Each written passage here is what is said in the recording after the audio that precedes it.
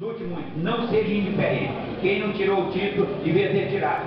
Porque se a gente não gosta do governo, a gente troca o governo. E tem que usar a democracia para isso. Então nós temos que fortalecer a democracia. Ditadura nunca mais e democracia sempre mais. Obrigado.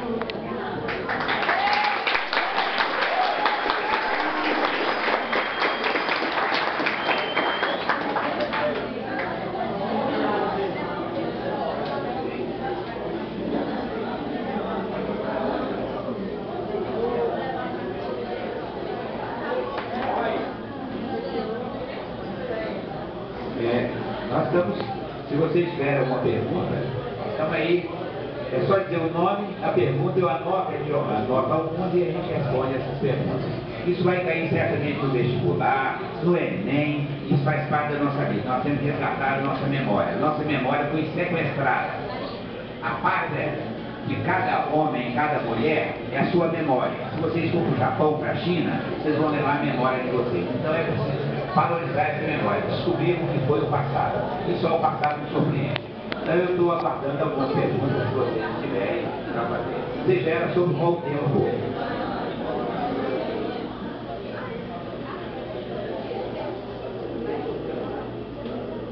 Olá, gente. Quem tem pergunta aí? Ninguém tem dúvida sobre esse tema, não?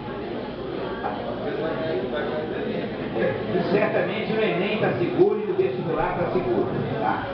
Essa questão da memória e do período da ditadura. Pronto. Lá atrás, foi perseguido, foi preso. Eu gostaria de saber por que o senhor foi perseguido.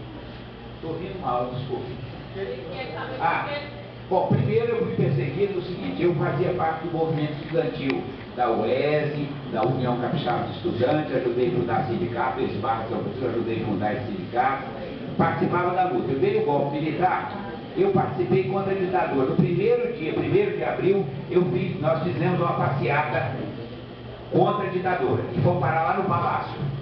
E lá na frente do palácio eu lembro que eu fiz um discurso ainda com a cabeça raspada, falando com o soldado com a metralhadora, apontando para o nosso lado e falando: você, soldado, filho do povo, não tem direito de ingressar na universidade, seu filho não entra na universidade. O soldado falou: eu sei que você tem razão, mas se mandar atirar, eu atiro. Então, nós já estávamos contra a ditadura desde o primeiro dia. Então eu ajudei no movimento estudantil, na oposição, pichei cidade, pichei muro, participei de ação, de todas as coisas. Então eu fiz oposição que acreditava, desde a Revolução Francesa e Revolução Americana e Russa, é sagrado o direito de combater a tirania. Toda ditadura tem que ser combatida, toda ditadura. Se vier a ditadura de novo, nós temos que voltar a combater, nós temos que fortalecer a democracia. Então, por amor à liberdade, por amor à causa, assim como o negro fugia da escravidão, nós negros tínhamos que fugir e organizar um quilombo. Se pudesse derrotar os senhores de escravos, também tinha que fazer o mesmo. Então nós queríamos liberdade, por isso que então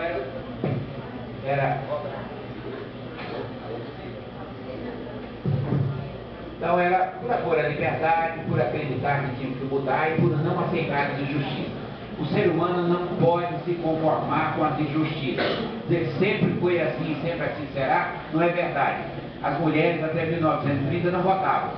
Dizer que mulher não podia votar, porque senão ela ia pela cabeça do marido, a família ia acabar. Era assim, até 1930. As mulheres lutaram e conseguiram. Hoje, a maioria nas escolas, nas universidades, tem o presidente aqui, tem no Chile, tem na Argentina, tem na Alemanha, e vai dirigir o mundo. As mulheres vão dirigir o mundo porque estão estudando mais, estão se preparando mais, vivem 7, 8 anos a mais do que os homens e estão mais dispostos. E até hoje de manhã eu falei uma coisa de brincadeira. Falei de brincadeira porque os homens, até recentemente, o homem casava com uma mulher mais nova. Daqui para frente vai acontecer o contrário. As mulheres casarão com homens mais novos, porque elas vivem mais tempo, são mais bonitas, cuidam mais da saúde, portanto, essa é a mudança profunda. Mas então elas não votavam, tiveram que lutar por isso. O analfabeto não votava, tiveram que lutar por isso. Os jovens não votavam, tiveram que lutar por isso. Então, é entender que precisa lutar por mudanças no país, sempre. Então, não basta ter comida, emprego e trabalho, não basta ter isso, não basta ganhar bem. É preciso saber o que é que eu estou fazendo para combater uma injustiça que eu conheço. Do racismo, que é forte no Brasil ainda, do machismo, da intolerância religiosa, preconceito contra idosos, preconceito contra pessoas com deficiência. É lutando por isso que a gente entrou na luta. E entrou muita gente, jovens, principalmente os jovens, entrou idosos, entrou todo mundo participando dessa luta.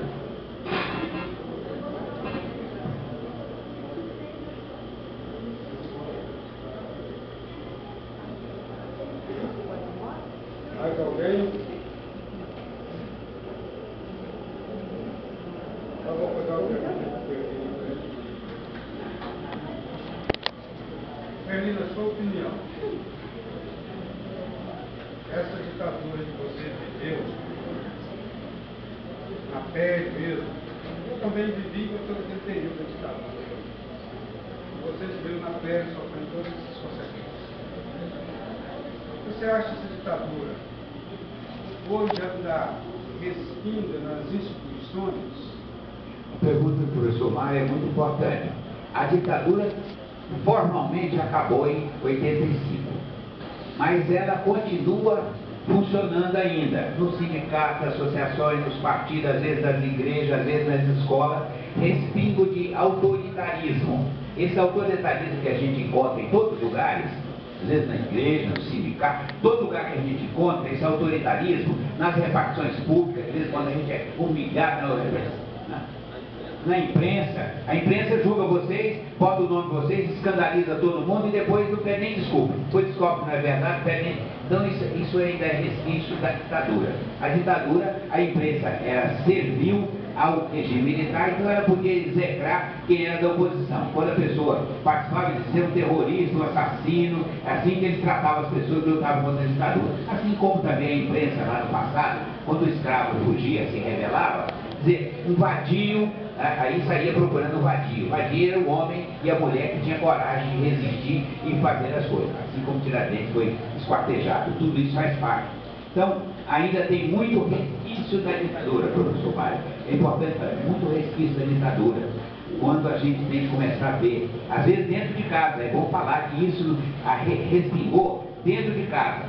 Às vezes respingou numa entidade como a Polícia Militar. Às vezes respingou em um partido político. Tem muitos partidos autoritários ainda. Então, nós precisamos fazer isso. Nosso dever de juventude, naquele tempo, é derrubar a ditadura e fim da ditadura. Isso era a nossa luta. Acabar com a tortura, com as violências, etc. Agora vocês têm uma tarefa mais longa, que é democratizar efetivamente esse país. Um período de democracia que é muito importante para nós, é muito importante. É o mais longo período de democracia que nós estamos vivendo na nossa história, de 85 para cá, o mais longo. Então, porque nós não tivemos democracia. Nós fomos colônia, depois fomos império, depois teve uma república que nós nem proclamamos, os militares puderam proclamar a república, depois nós tivemos Estado Novo, depois nós tivemos 21 anos de ditadura. O período mais longo de liberdade e democracia no Brasil nós tivemos foi de 85 até hoje.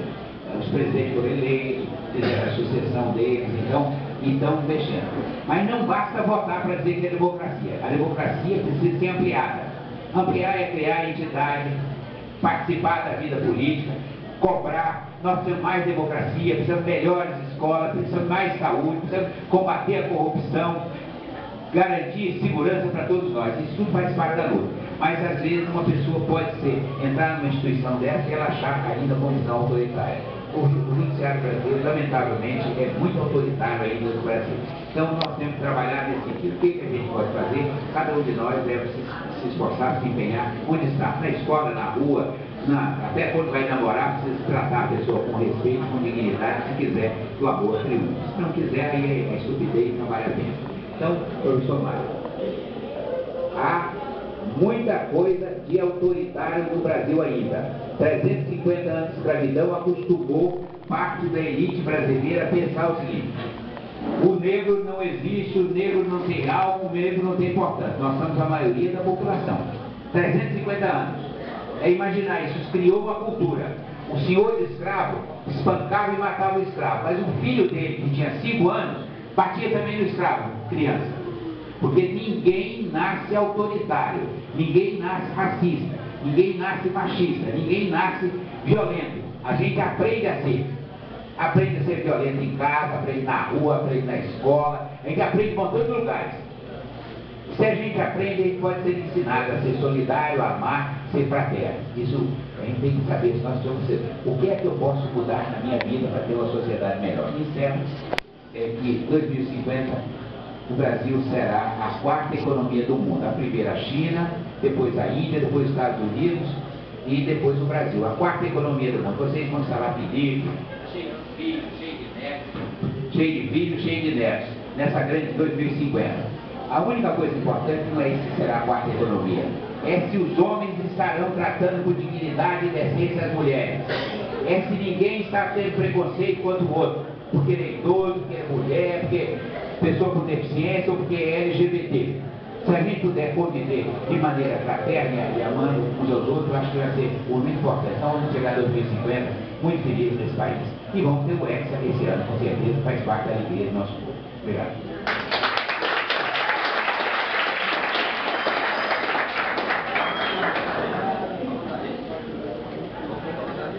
Olha, vou deixar para vocês, já deixamos os professores aqui, um material sobre a Rede Capixaba de Direitos Humanos. É um instrumento importante para todos os estudantes, professores e funcionários.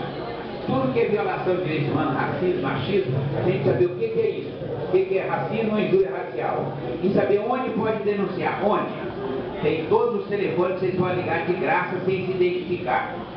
24 horas por dia, as mulheres têm 180, na Espanha, em Portugal e na Itália pode ligar se tiver denúncia. 24 horas por dia. E também vão poder denunciar online.